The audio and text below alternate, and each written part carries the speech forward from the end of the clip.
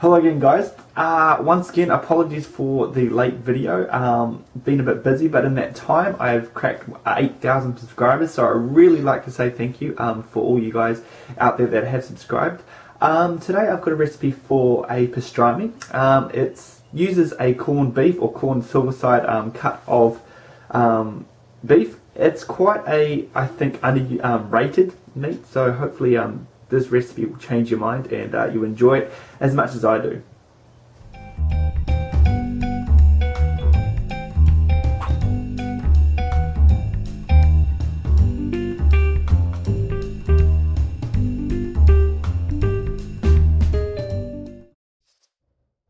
Rightio folks, I have my corned beef brisket here. It's around 1.5 kilos. I've picked this up. This is how it comes in when I buy it at my local supermarket. It's already got the brine mixture in the packaging. So what we're going to do is cut it open, get rid of all that briny material, and we're just going to wash it under some cold water until we get a nice sort of lovely brisket like we have here that we can work with. Okay, now with our brisket washed, you can see that it's got a little bit of fat on it. Now we're just going to spend a few moments just trimming off the fat. You don't want to remove every single bit of fat, but just get the majority of it off. And once we've done this, we're going to grab our paper towels and we're just going to pat it dry, make sure it's as dry as possible for when we stick on our spice rub. Now we're going to look at our spice mixture. Now this is the most important part of our pastrami. So what we're going to start with is a mortar and pestle, and into the mortar we're going to stick in 2 tablespoons of coriander seeds, followed by 2 tablespoons of black peppercorns, 1 tablespoon of paprika, and about half a tablespoon of garlic powder.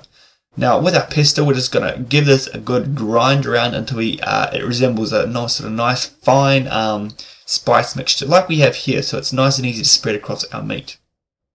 So the next part is not rocket science. We're going to season our meat that we've trimmed off the fat and we've patted dry with our spice rub. Now put our meat on a plate. It's very important with any type of meat you're seasoning, always stick it on a plate. You'll see why in a second. So just start by covering the top of the meat in the spice rack, do the sides, and obviously any spices that fall off, just make sure you roll the meat over all the spices on the plate and you get a nicely well covered, is what you're after, a nice uniformly well covered spice mixture on our meat. With our meat nicely seasoned now, we're going to stick this into aluminium foil, so we've got a nice sort of case for the brisket to cook in the oven. So get some aluminium foil, fold it across, crimp the edges as tight as possible, and repeat this process around 3 to 4 times so you've got a really nice, safe and sort of tight package surrounding our brisket. Now it's time to cook our pastrami. Now before you guys rip into me, I know that pastrami is meant to be smoked, with either in a smoker or smoked in your oven. I don't have any of that available to me, so I've decided to provide an alternative way of cooking it. Simply stick it in your oven at 115 degrees Celsius for around 5 hours, and this will cook absolutely perfectly. It'll be soft and tender once it comes out.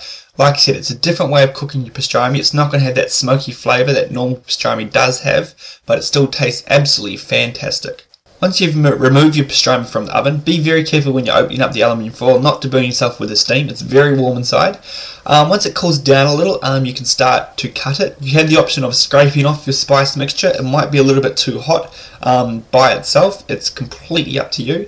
Cut it into nice thin strips or whatever thickness you want.